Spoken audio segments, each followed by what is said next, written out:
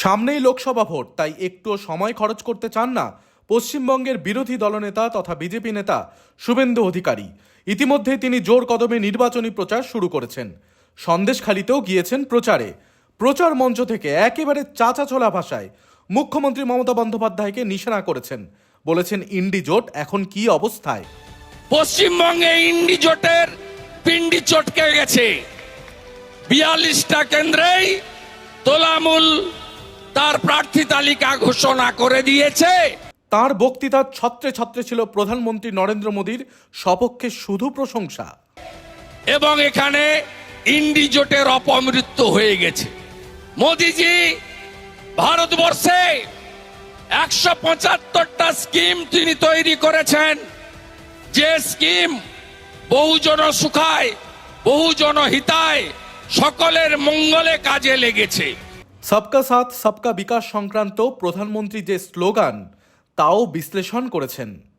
আমাদের প্রধানমন্ত্রী ভারতবর্ষের সবার জন্য করেছেন, তাই তিনি বলেন সবকা সাথ সবকা বিকাশ সবকা বিশ্বাস সবকা প্রয়াস।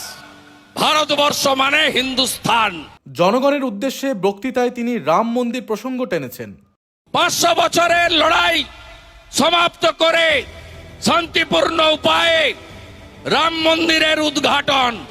মমতাকে কটাক্ষের পাশাপাশি তিনি মনে করিয়ে দিয়েছেন কোভিডের সময় নরেন্দ্র মোদী কি করেছেন।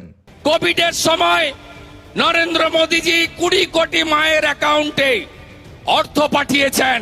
মমতা ব্যানার্জির মতো ছবি লাগাননি, মমতা ব্যানার্জির মতো দুয়ারে সরকারের নামে নিজের প্রচার করেননি। সিএএ সংক্রান্ত প্রসঙ্গে মুসলমান সম্প্রদায়ের মানুষদেরকে নিশ্চিন্তে থাকতে বলেছেন। আমার সম্মানিয়া সংখ্যালঘু মুসলমান সর্বস্তরের চাচা থেকে ভাই বোন, দিদি থেকে মাতৃসম যারা, নিশ্চিন্তে থাকুন।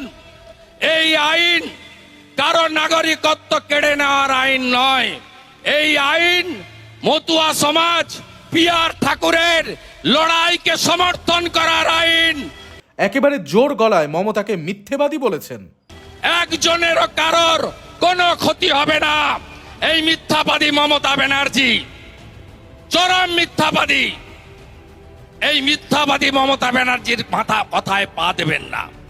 লক্ষ্মীর ভান্ডারে 3000 টাকা করে দেয়া হবে প্রতিশ্রুতি দিয়েছেন শুভেন্দু অধিকারী। আমি কথা দিয়ে যাচ্ছি, ছুঁতে বলুন একটা মাকে লক্ষ্মীর ভান্ডার। ওটা কি মমতা ব্যানার্জির কি পৈতৃক সম্পত্তির টাকা নাকি ট্যাক্সের টাকা?